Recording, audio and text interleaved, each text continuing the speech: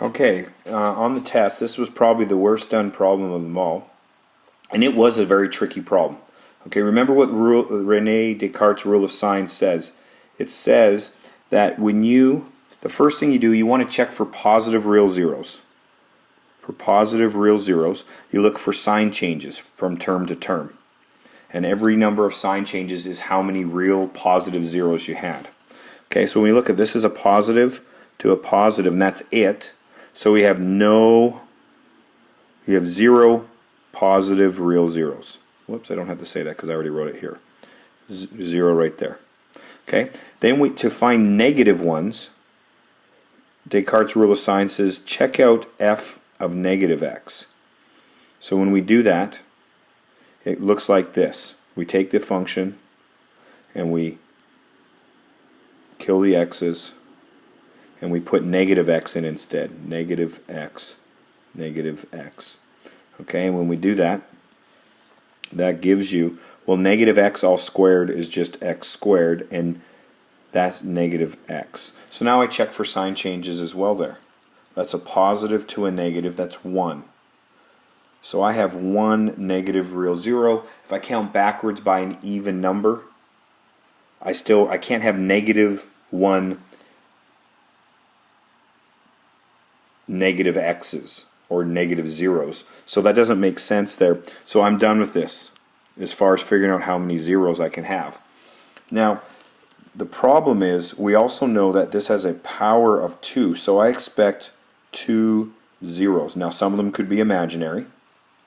Okay, and so the part that says, so it looks like we got a problem here when we go to make our table. When we go to make our table, the total should be 2. The number of positive ones should be 0. The number of negative ones should be 1. And then we've got imaginaries. So a lot of you put that down, which is wrong. Okay? You can't have one imaginary. So this is what I was talking about with the, why does it seems like it violates it, because you can't total. What else can you do with this to make these total to 2? You'd want to put a 1 there. So you're kind of stuck. Remember the conjugates rule, the complex conjugates theorem says all imaginaries, if you have an imaginary answer a plus bi, it also must have its conjugate a minus bi. So that's why they have to come in pairs for solutions here. So you have to have an even number here. If you put the number 2 there, then this will total 3, which then breaks the fundamental theorem of algebra, which the corollary for it, which says that the total is the degree.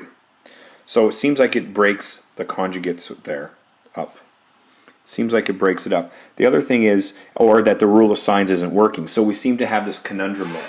So a lot of you, when you got to there, that's where your mistake was. You didn't go this next part, which is, okay, how do you get zeros? Well, you factor it and set each one to 0. So let's go back to the original function. And let's factor it. What comes out of both these terms? Well, I can take an x out. And if I want zeros, I want the y value to be 0. And so then I set each part equal to 0. I get x equals 0.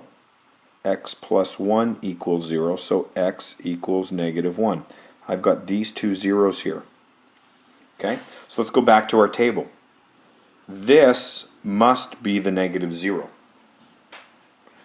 So then the question is, what's going on with this? What's going on with this part right here?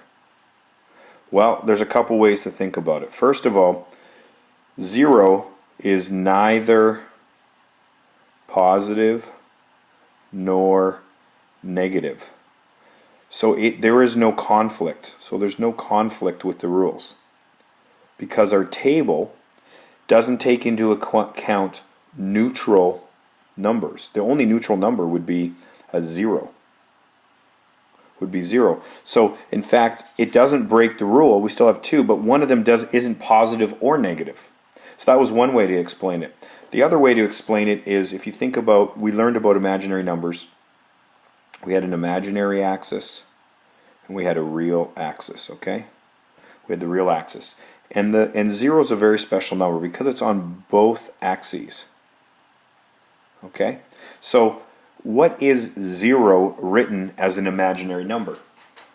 Well, it's 0 on the real axis plus its imaginary part, which is also 0. But you said they have to come in pairs. Well, if I put a minus sign on here, if I have, isn't that the same as 0, whether you use positive or negative? So in fact, if you want to write it as a pair, you can write it as a pair. And so it looks like you're putting a pair here, but again, 0 is neutral. So if you write 0 plus 0i, or 0 minus 0i, you're writing 0. And so again, there's no conflict with the rule and the definition. So that was definitely a tricky problem. You really had to understand the properties of imaginary numbers and real numbers, and how 0 is a special number in all cases.